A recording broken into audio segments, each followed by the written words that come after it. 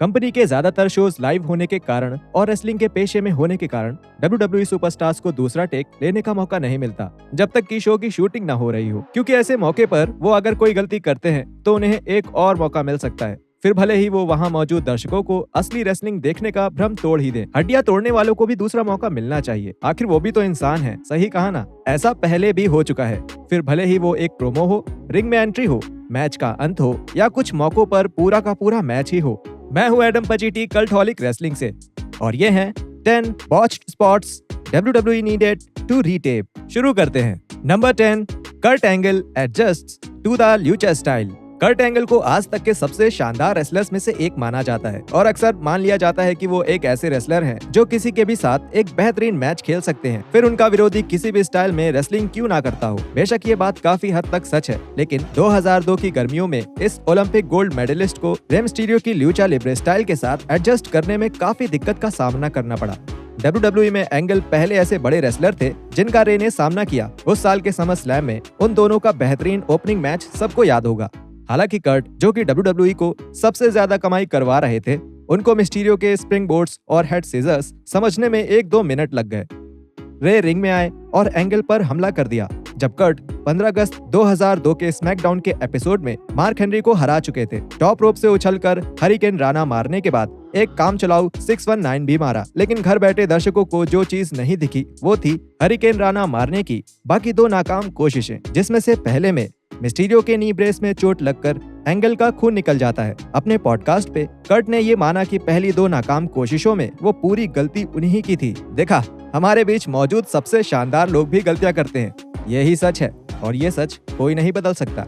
Sorry, थोड़ा ज्यादा drama हो गया। Number 9, a pandemic of errors. कोविड-19 महामारी ने WWE के टीवी शो को शूट करने के तरीके को जड़ से ही बदल के रख दिया, क्योंकि उन्हें स्वास्थ्य से जुड़े कई कड़े नियमों के मुताबिक काम करना था। इसका नतीजा ये हुआ कि उस समय दिखाए जाने वाले ज्यादातर शोज लाइव न होकर पहले से ही रिकॉर्ड किए हुए थे, जो कुछ मायनों में अच्छा और कुछ में बुरा भी था। महामारी से परेशान होकर जून 2020 में रॉ और स्मैकडाउन में साथ में हो रही एक शूटिंग के दौरान कई ऐसे मौके आए जहां चीजों को इसलिए रोकना पड़ा ताकि परफॉर्मर्स को गलती से सुधारने का मौका मिल सके। उनमें से एक से तो किसी को नुकसान नहीं पहुंचा जब MVP को प्रोमो के दौरान अपनी लाइन फिर से बोलनी पड़ी, क्योंकि उन्होंने WWE के परफॉर्मेंस सेंटर से आए दर्शकों को NXT सुपरस्टार्स कहकर बुला दिया था। एक बिना नाम वाला इंसान जिसके केविन डन होने की लोगों को आशंका है, उन्होंने बॉबी लैशली के मैनेजर को वहां के लाउड स्पीकर पर यह बताया कि सही नाम होगा परफॉर्मेंस सेंटर रिक्रूट्स। दूसरी गलती इससे कहीं ज्यादा दर्दनाक थी जब ओटिस को किंग कॉर्बिन के साथ उनके रीमैच की शूटिंग के दौरान 4 स्पाइन बस्टर्स झेलने का ऑर्डर मिला। अजीब बात यह है कि रिपोर्ट्स के मुताबिक स्पाइन बस्टर्स उस मैच का हिस्सा ही नहीं था जो खराब हो गया था।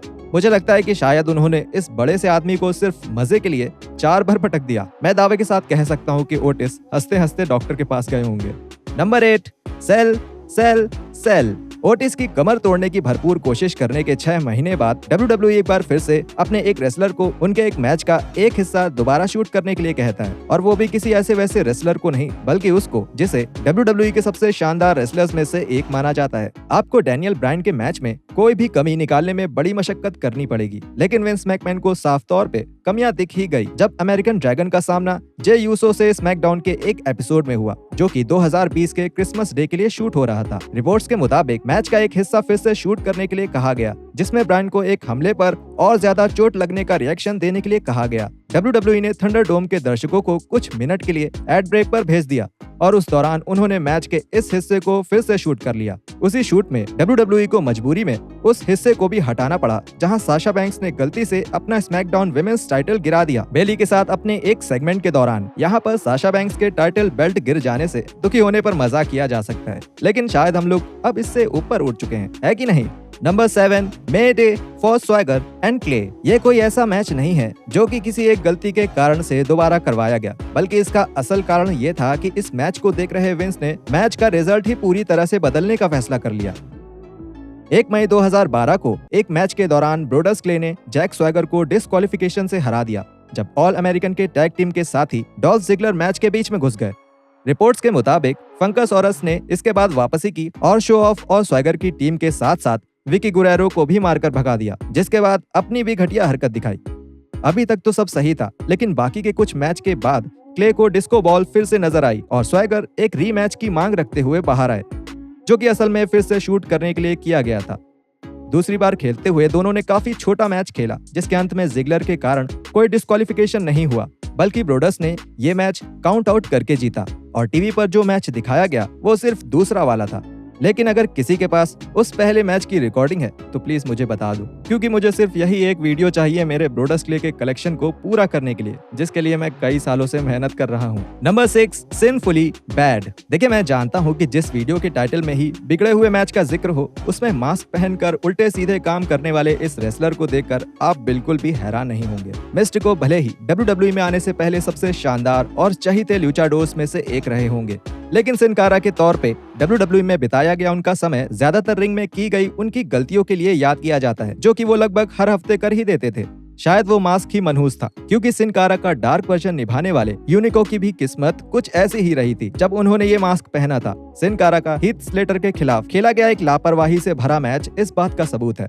23 अगस्त 2011 को स्मैकडाउन की एक शूटिंग के दौरान विंस मैकमैन ने दोनों रेसलर्स को फिर से बाहर जाकर मैच का आखिरी हिस्सा फिर से करने को कहा, जब उन दोनों ने पहली बार में सब गड़बड़ कर दिया था। उनकी बदकिस्मती ये थी कि पहली बार की ही तरह दूसरी बार भी सब कुछ उतना ही बकवास था और उसी दिन WWE की मैनेजमेंट टीम ने उन्हें तीसरी बार रिंग में भेजा, और इस बार सिर्फ मैच के आखिरी हिस्से के लिए नहीं, बल्कि उस पूरे मैच को फिर से शुरू से खेलने के लिए। 3 मैन बैंड, इनका तो नाम होना चाहिए 3 टेक मैन।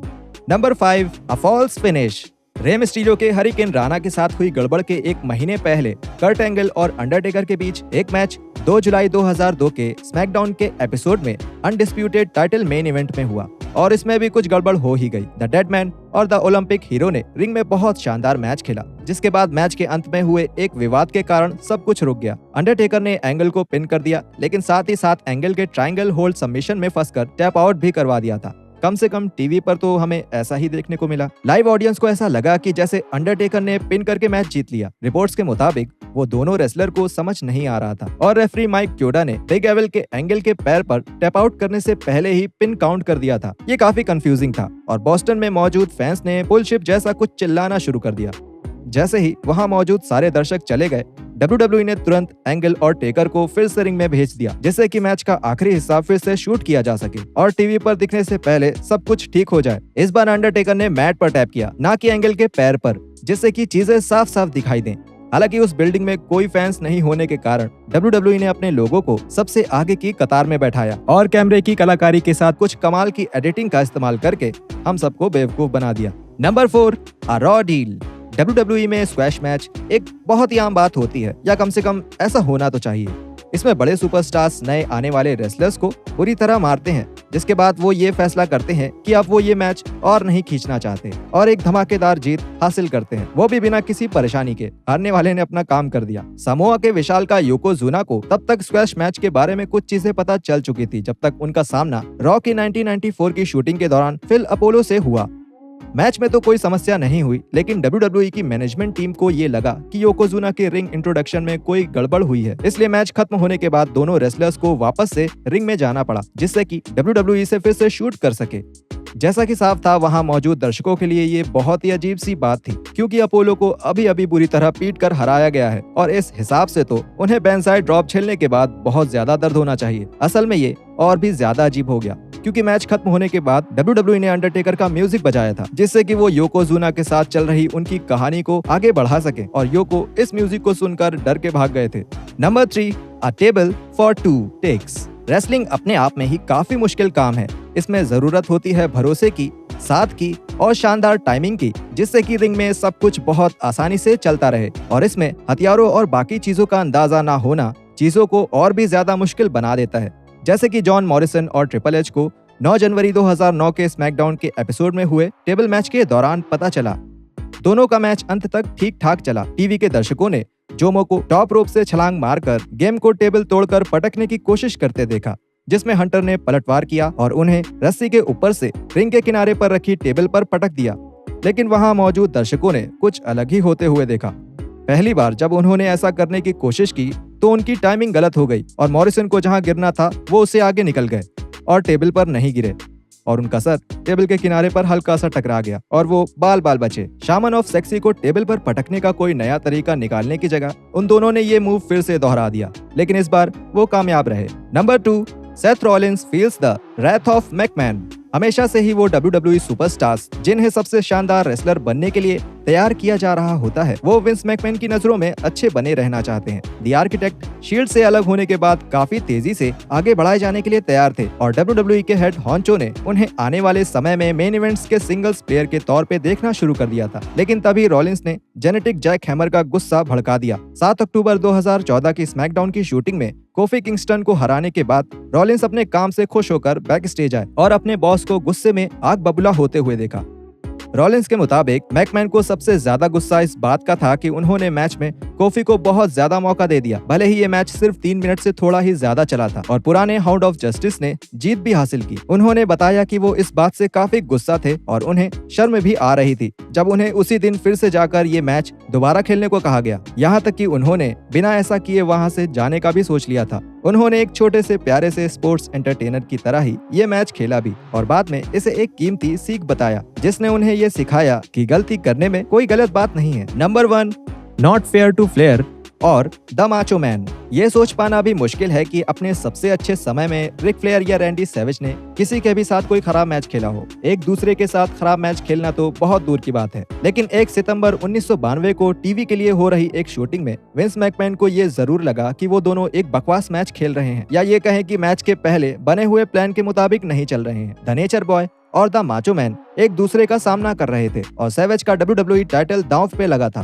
कि तभी बॉबी हीनन मैच के 12वें मिनट में बैक स्टेज से बाहर आए और रेफरी अर्ल हैबनर को मैच खत्म करने का इशारा किया। हर कोई ड्रेसिंग रूम में वापस चला गया और हॉवर्ड फिंकल ने दर्शकों को बताया कि जैसे ही रेफरी सारी चीजों पर कंट्रोल बना लेंगे मैच फिर से शुरू हो जाएगा। कुछ स्क्वैश मैच के बाद वो दोनों फिर से बाहर आए और एक और 25 मिनट का मैच खेला, लेकिन इस बार रैंडी ने अपने घुटने पर लगने का दिखावा और भी ज्यादा किया। वहीं फ्लेयर के मैनेजर मिस्टर परफेक्ट ने मैकमैन के कहे मुताबिक उतना खुलकर कोई दखल अंदाजी नहीं की और स्लिक रिक ने सैवेज को हराकर टाइटल अपने नाम कर लिया। फ्लेयर के मुताबिक मैकमैन दोनों रेसलर्स से गुस्सा थे और वहीं रैंडी का दिल इस मैच में नहीं लग रहा था क्योंकि वो अपना टाइटल नहीं छोड़ना चाहते थे।